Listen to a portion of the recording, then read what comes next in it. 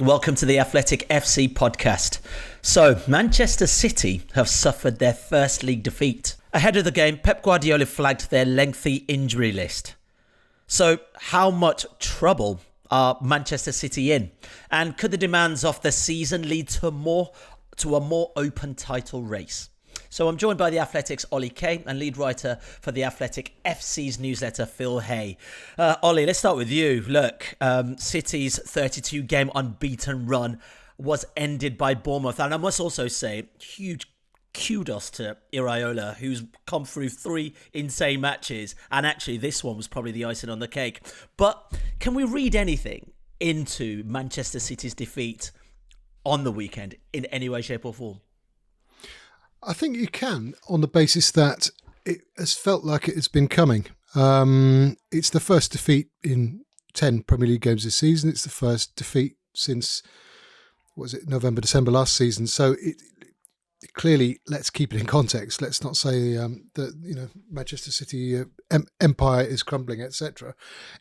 But you look at the way they've played this season. They haven't really hit the heights of previous seasons. And I would say the previous 3 games, Fulham, 3-2 win at the Etihad, they weren't great at all. They were, it was probably one of the least convincing performances in a long time. Wolves, that last minute winner, it wasn't the most convincing as they were sort of trying to come from behind to beat Wolves. Even the Southampton game, it was chances galore in some respects, but it wasn't the Manchester City that we're used to seeing. So, and you add that to the injury crisis, or you start with the injury crisis, I suppose. I mean, Rodri is such a huge miss. Kevin De Bruyne is such a miss. Grealish, although he hasn't really sort of hit the heights you'd expect of a £100 million player, he is an extremely good player and always gives us something different off the bench. Walker's now injured. They are severely handicapped by injury. Everyone seems to have it in their minds that City have got this incredible squad where they could pick 3 separate 11s of world-class players. It just isn't the case. Guardiola likes to operate with a smaller squad, and I think the wisdom of that can be questioned at times, because the last 3 or 4 games, and they've not looked like the toughest run of games on paper at all, they've looked vulnerable.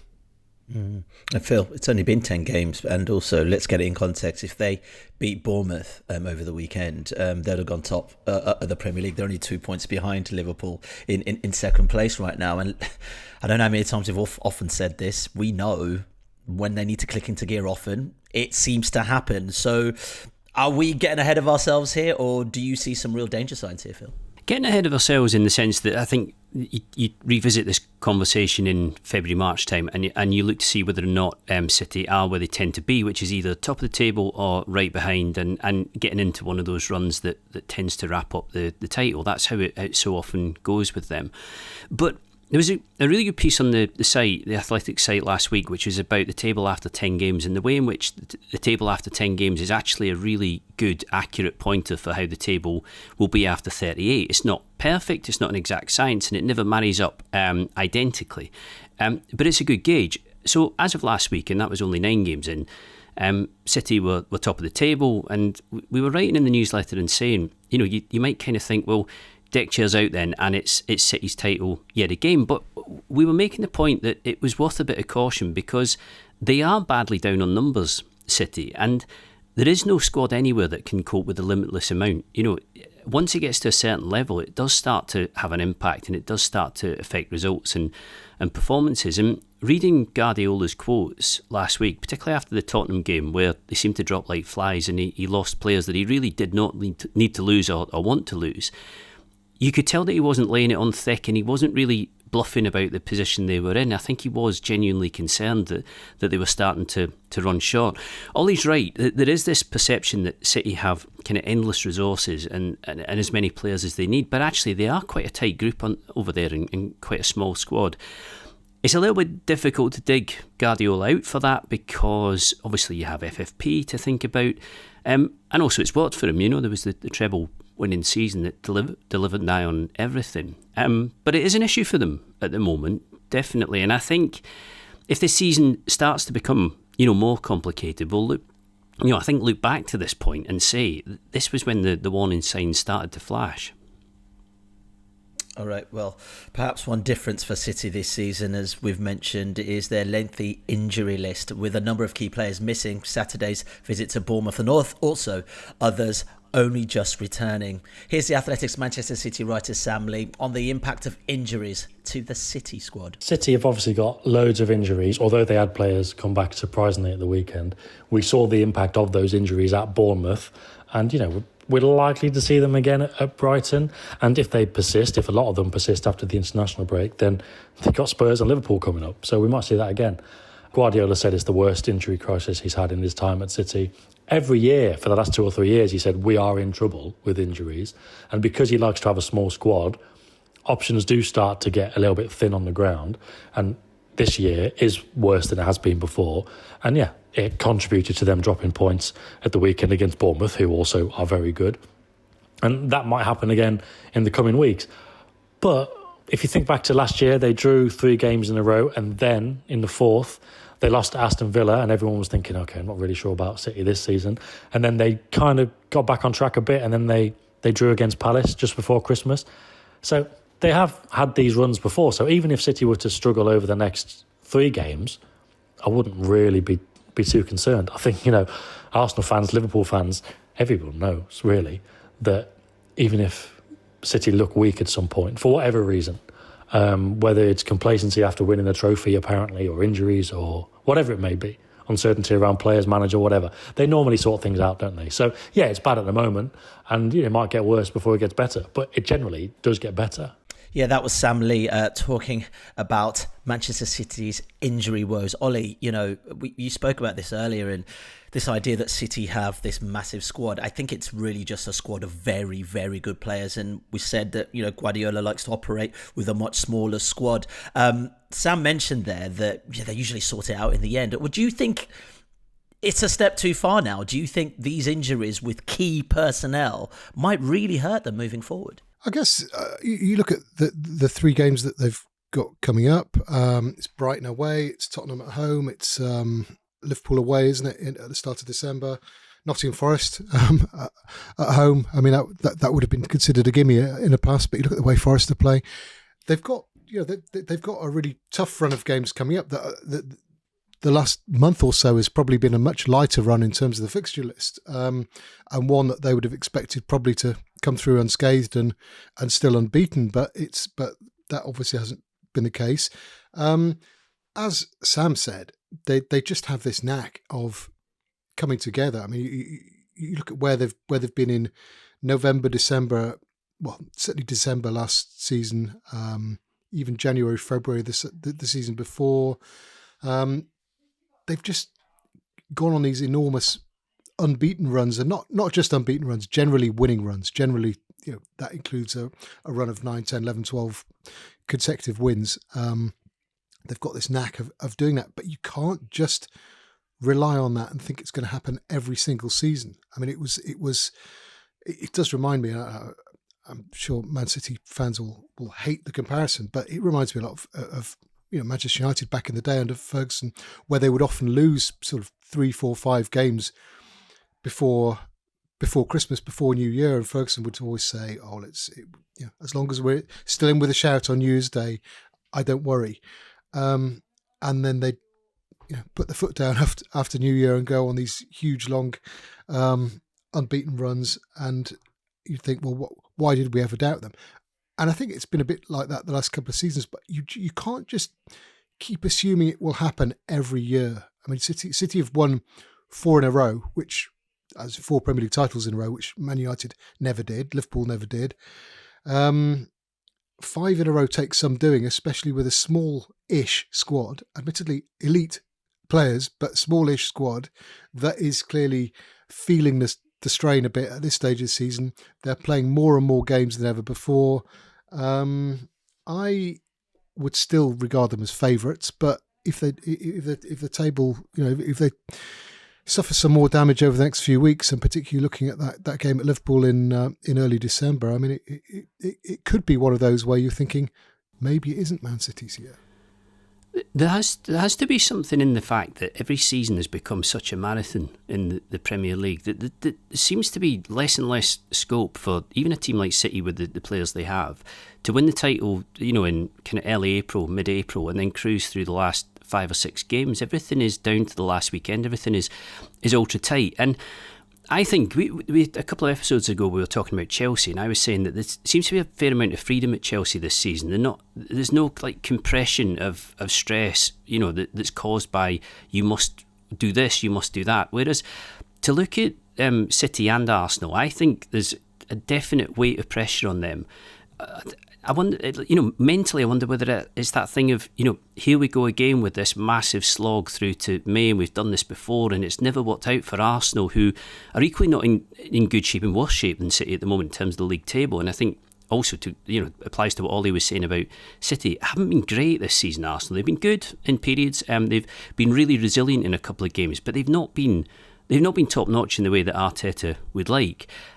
Whereas I look at Liverpool, and I get the sense that Liverpool are having a bit of fun at the moment. Slot has properly moved in there. There's no impression at all of a kind of interloper where Jurgen Klopp once was. He's taken over really smoothly and really competently. And I think they're enjoying this adventure of being at the top of the league. Do you think that's because the pressure's off them, Phil, in terms of nothing was really expected this season? Yeah, I think that's got to be a factor. They will have a moment of reckoning, Liverpool, because everybody does, and it will come at some stage, and their squad will get stretched because it's not massive in itself. It's not as if they have endless resources to dip into. But I think whereas there's a bit of delight in what's going on at Anfield at the moment, even though City are still very much there and were top of the league last week and unbeaten until the weekend, it all just feels a bit kind of flat and laboured and fatigued, and it must be tough to go to the well year after year after year. Joining us now is our senior data analyst, Mark Carey. Mark, look, please chime in on this. You wrote a piece last week titled "Why the Premier League Table After 10 Games is a Reliable Guide to How the Season Will End." Phil alluded to it earlier. Talk to us about this piece, because how much can we read into the state of the title race, given that Manchester City are only 2 points behind Liverpool, but also there's a small elephant in the room, and that team's from Nottingham. So please talk to us about this. Oh, we can definitely come on to Nottingham Forest. Yeah, no problem. I always feel like every time I come onto this podcast, I feel like I'm a bit of a fun killer of cutting through the noise a little bit. But I suppose that is my job at the end of the day. But I think, ultimately the cliches are still true. There's still a long way to go in the season. And to your point, 2 points away, from each other at the top of the table, there's still a very long way to go. It can change very quickly. So all of that notwithstanding, I think it's still really interesting to look at things over a longer period. And obviously the more information we have on anything, the stronger our conclusions can be. So I wrote this piece. It was a piece based on a 2019 study. It was led by researchers at Leeds Beckett University. And they essentially looked at match data from, it was between 1995 and 2017. So a good amount of information of Premier League seasons. And essentially what they did was correlate the league table after each match week to the final league table. And they found a few things. The first, which is interesting from the Nottingham Forest perspective, is that the team who topped, well, actually this is still relevant, but the team who topped the Premier League after match week 10 had a 77% chance of finishing in the top 3. But the thing for Forest is that just how stable the Premier League table was after match week 10. So essentially 77% of the statistical variance in the final league standings were explained by match week 10. So in simple terms, essentially that gives a decent indication that the final league positions that we're currently seeing will broadly hold come the end of the season. This is from a pattern perspective, of course. The crucial caveat to that is worth noting that the differences in a couple of places can be crucial. The difference between second and first is huge for winning the title, of course, and you can extrapolate that to European positions, relegation positions, of course. But generally speaking, the pattern of the Premier League table starts to take shape pretty significantly by match week 10. So don't expect to see too many surges or drop-offs from any teams from here on in is the broad conclusion. Of course, there will be potentially exceptions to the rule. Nottingham Forest could be one of them. Would that imply, Mark, that teams don't really get lucky in the Premier League when they put a decent run of form together? That it's not so much down to luck, but actually it's something is working and working properly, because clearly a lot of teams stick around. Yeah, no, I find this interesting, especially because a lot of the narrative in the early stages of the season, which I'm a huge advocate of, is talking about fixture difficulty. And what I like to call season state is that it depends when you're playing these teams or what the schedule sort of throws up that actually then determines sometimes the narrative. So I think Wolves at the moment, a lot surrounding them in terms of they've had one of the, I think statistically, the most difficult start to the season. Their next 10 games, I think, are statistically the easiest set of fixtures. So that's going to then dictate and determine the narrative that we have around them. But I think even still, you can cut through a lot of that and just say that it does broadly keep the same. And I think that you can't separate the two almost, because it does start to inform things like momentum. Even if you have got an easy start or a difficult start, it's then more difficult to claw back a tricky start like we're finding with Wolves. Or, if you've got good momentum from some easy fixtures, like a Liverpool, for example, you're flying high, you're riding high, you're maybe then going into the more tricky games with more confidence. So there's so many factors at play, of course, and we can talk about the broader narrative. But as I say, my job is to cut through all the noise and just look at the hard, cold numbers. What does this say about Arsenal then, Ollie, who are fifth currently, same points as Chelsea, talking about finding confidence? Do you think the team seem as equipped as they did last season to mount as good a title challenge this time around? On paper, they do. On paper, it's a stronger squad, but it's also a squad with an awful lot of miles on the clock, and probably, although on one hand emboldened by what they've done over the last 2 seasons, probably on the other hand feeling like it's hard to maintain what they've done over the last 2 seasons, because matching Man City almost stride for stride over the course of 2 seasons. We've seen Liverpool do it and then fall off at times in the past under Jurgen Klopp, where they just couldn't maintain that pace over 3 seasons, 4 seasons. Maybe what we're seeing is the beginnings of that. Maybe it's the consequences of the injury problems, which, look, I think the injury problems have been slightly overblown in some quarters, slightly understated in others. I mean, it's I think in terms of the strongest 11 on Saturday, at least, it was only Odegaard and Ben White who I think were missing.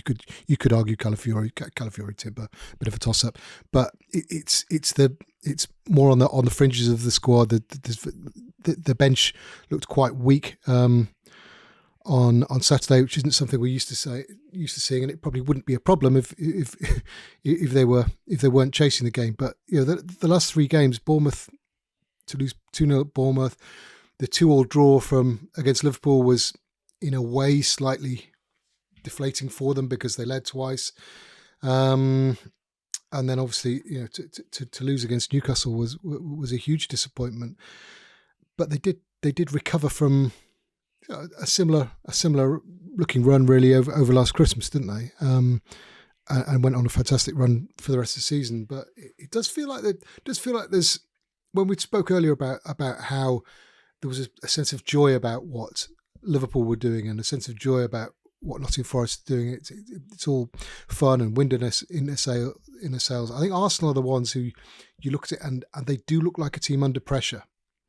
And some of that pressure's been self-inflicted when they've had, a player sent off for a silly second yellow card. Some of it's harshly, some of it seems unfair, the pressure that's come on them, but there's certainly more pressure on them when they've taken just 1 point for the last 3 games, and now they're going into Chelsea away on Sunday, and they can't really afford to fall much further behind. Yeah, and Mark, last couple of seasons it's been Arsenal who sort of led the race. It was Spurs who led the race last season, and let's face it, both of those teams ended up dropping off, and then the inevitability happened. Manchester City crowned Premier League champions once again. I mean, they're going into their 5th time in a row, hopefully, Manchester City. I mean, just how difficult would it be for that narrative to happen where City do end up trumping everyone, because it feels like an inevitability in the end. Yeah, I mean, I agree with everything that all of you guys have said at the top of this podcast, in that you can't discount anything that City do. I think the only thing I'd add to it is that this feels slightly different in the sense that, City will do what City do. But we've got to talk about Rodri and the fact that he is so integral to everything that City do in and out of possession. And I would maybe compare it to I think it was the 2019-20 season when they fell off, as much as Liverpool went on and, barnstormed that season. They fell off, I think, because of Aymeric Laporte, who was integral to their defensive solidity at the time. I think it was an ACL injury that he had, and it felt like then subsequently City fell like a deck of cards across the whole of the team. So I think when you lose a lot of players, and as we've spoken about before, City have had injuries before, but maybe to players that are not necessarily peripheral, but players who you can replace a little bit. But Rodri is so irreplaceable, and obviously been recently crowned Ballon d'Or winner, showing just how much of a strong player he is, and well respected across the whole of the world. I think there's maybe something slightly different in that. Knowing that he's out for the full season gives other teams encouragement, and maybe just be a deflating factor for Manchester City as well. So I do think that will play into it.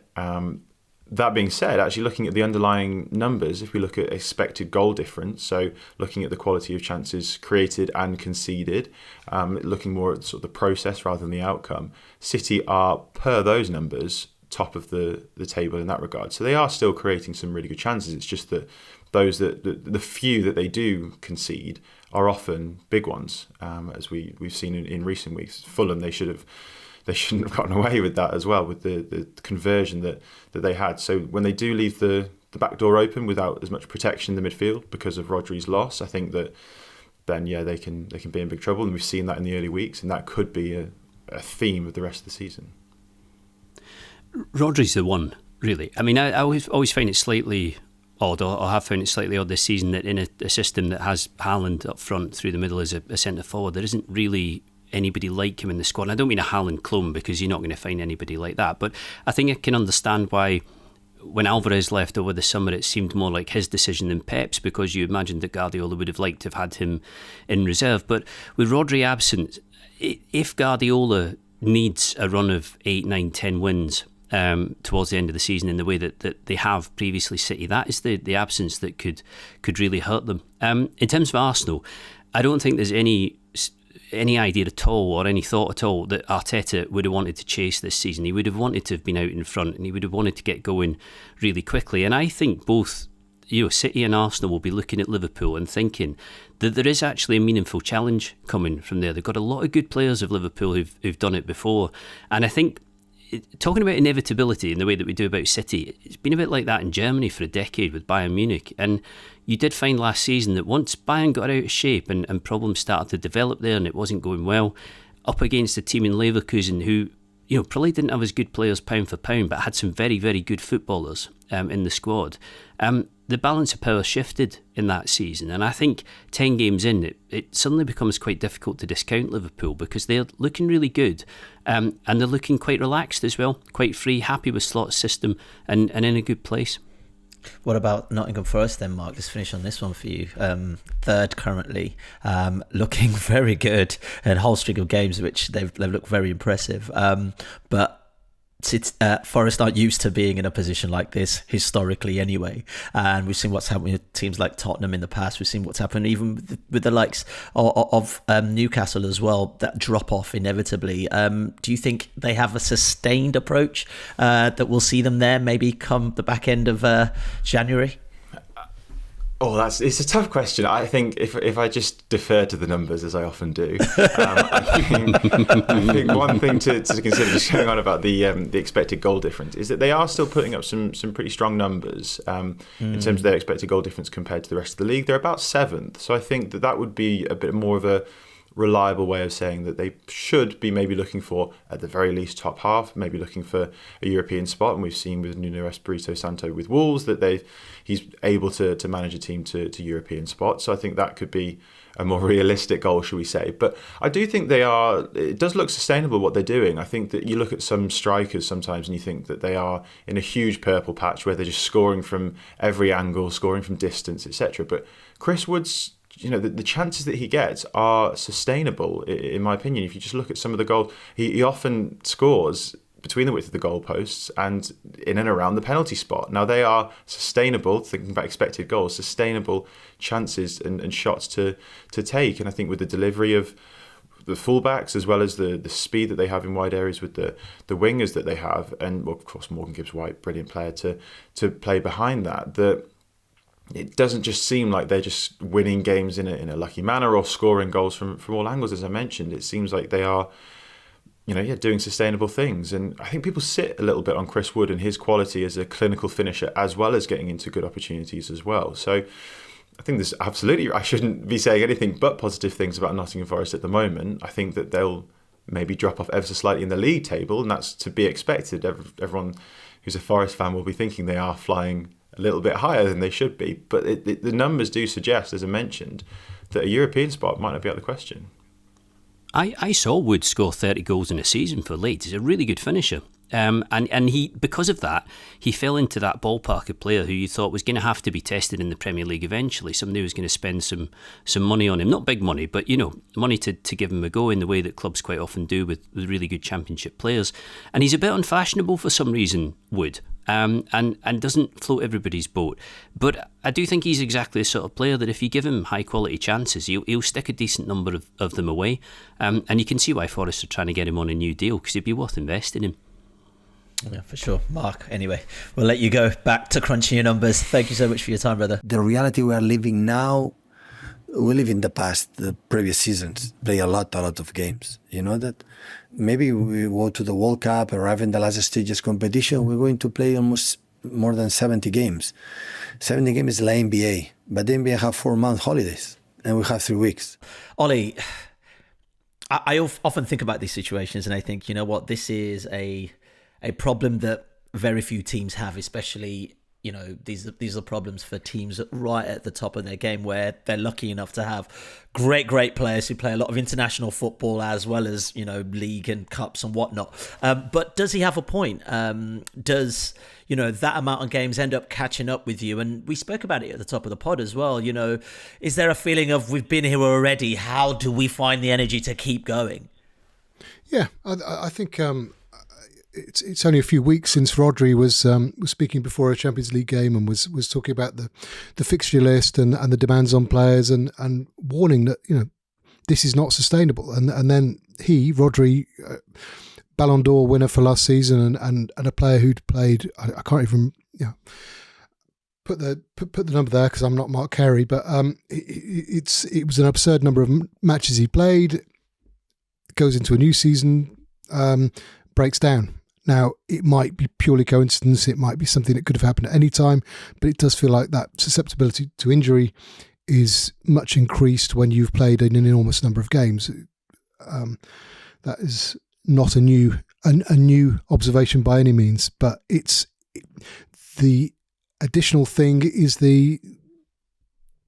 what it does in terms of motivation, what it does in terms of that mental fatigue, and I think that's maybe not as big an issue, but it's certainly a big issue when you're a team that isn't just sort of cruising along,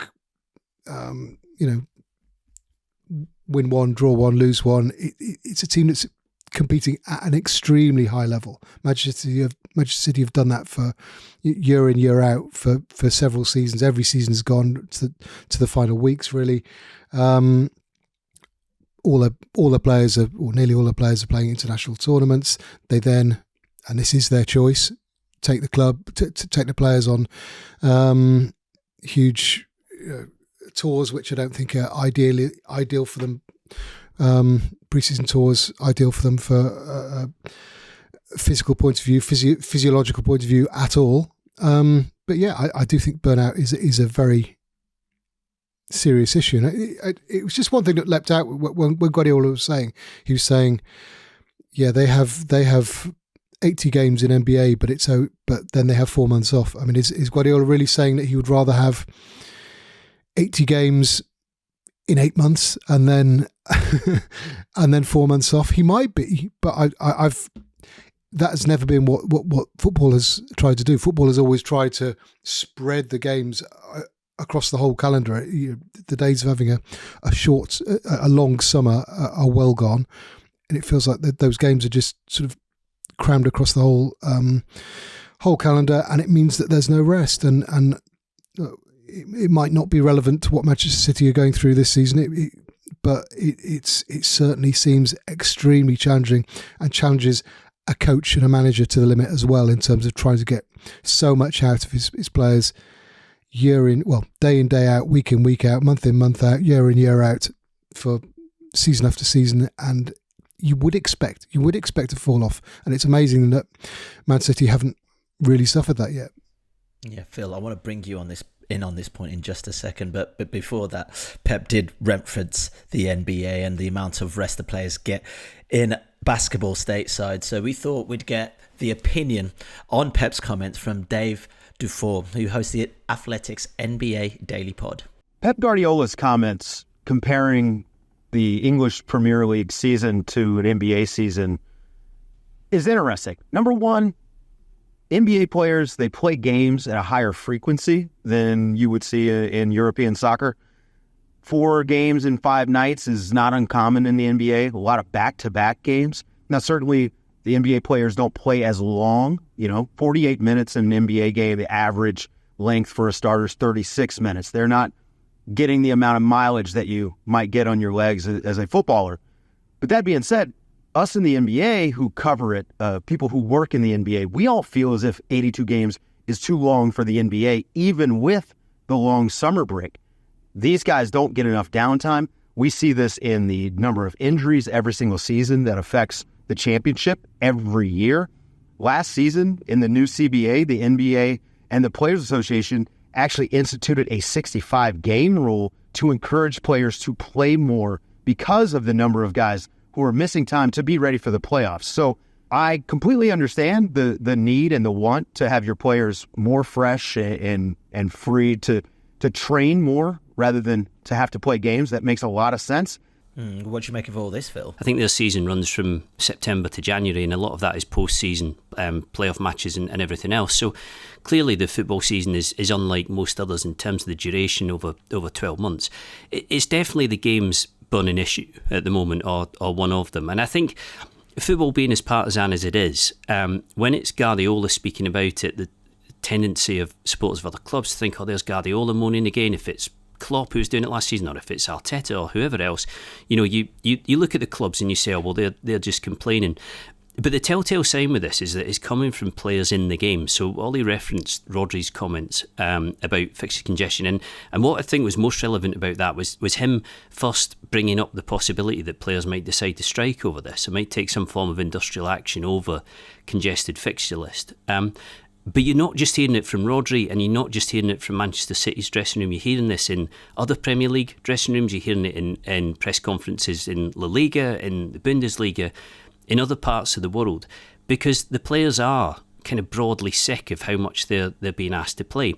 On the flip side, the amount that they play does dictate how much they earn, not so much from their own salaries necessarily, but from commercial deals, endorsements and everything else. And I always remember Marcelo Bielsa talking about this at Leeds and saying, we need to play less. We're playing too much, and because we're playing too much, the product's going to be diminished.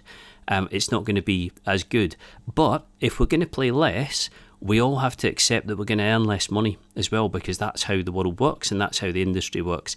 And I'm still not sure how many people in football would be absolutely ready to take that trade-off. In saying that, I think they'd all be happy not to bother with the Club World Cup next summer that FIFA are trying to shoehorn into June, July. And I think that is the sort of thing that is really getting people's backs up. We think about the amount of games, Ollie. I also think about potentially, I don't know, the age profile of this City squad as well.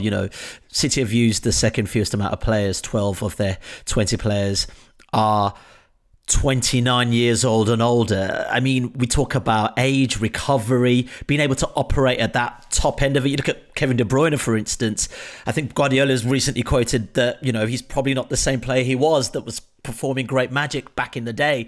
But that is the reality, isn't it? You've got more games, and actually you've got a squad that actually is also aging as well. Yeah, and we've seen that with Liverpool, how they sort of seem to run out of legs under Klopp towards the end, sort of 2022-23 season. That midfield seemed to have been neglected a bit and seemed to get very old very fast. And you looked at it and thought, God, this needs a complete rebuild. And that has begun to happen ever since. But yeah, the City squad is interesting because everyone could see that they have continued to buy very, very good younger players. Savinho being the latest, Doku, Gvardiol, Haaland. He doesn't play like a young player, but is still a young player. So they've brought in Rico Lewis. They've tried to develop Oscar Bob, who's obviously injured at the moment. But harking back to something we were saying earlier, Guardiola doesn't really believe in operating with a huge squad of players. So there are still huge demands on, for example, Kyle Walker, Kevin De Bruyne before he was injured, even Kovacic, who was probably signed as a squad player, Ake, who was probably signed to some extent as a squad player. They're having to start a huge number of games.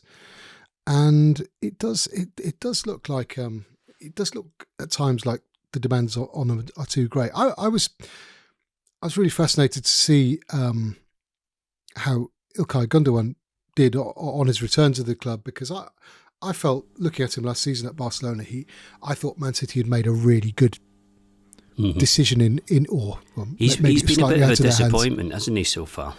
Yeah, but he's just turned 34, and he's clearly a wonderful player, such an intelligent player, but I don't know whether he's the guy that they needed in order to come in and play a 60-game season or a 70-game season, with the question mark that they already had over De Bruyne, with the fact that that they were losing more players from the squad than they brought in the summer. It was surprising with losing Alvarez that they didn't replace him with another young centre forward or another young versatile forward who could have covered across those few positions. And you look at the ones like, I said it earlier, a lot of those players, Grealish, Stones, Foden, Walker, they haven't come out of the blocks flying this season at all. And maybe it really is a case of how smart Man City are, because they're not preparing them to peak in October, November. They're preparing them to peak over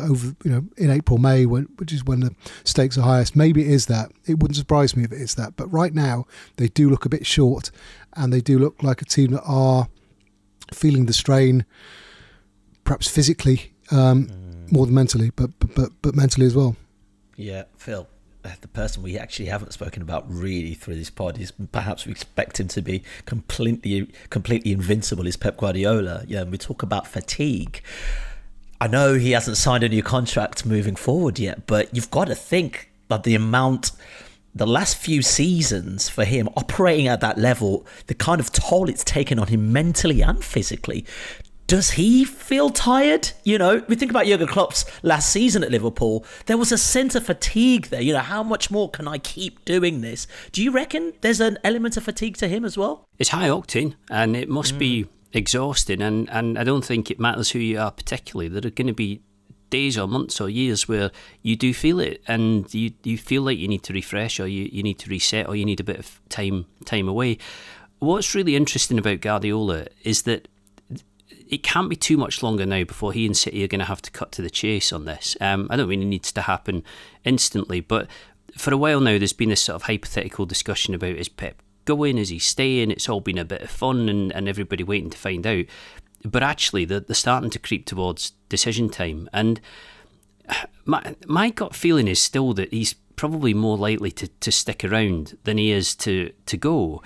But there'll be things that influence his decision. There'll be factors that play on his mind. And one of them will definitely be where he thinks the squad is at. I mean, without getting into the 115 charges, that's obviously in the background as well, and that could dictate what they're able to do with the squad moving forward from this season. But there does, from time to time, come out a point for managers where they realise that actually they haven't really got exactly what they need, and getting what they need, getting their hands on the resources that will keep them at the level that they're at, is difficult to do in a really short period of time.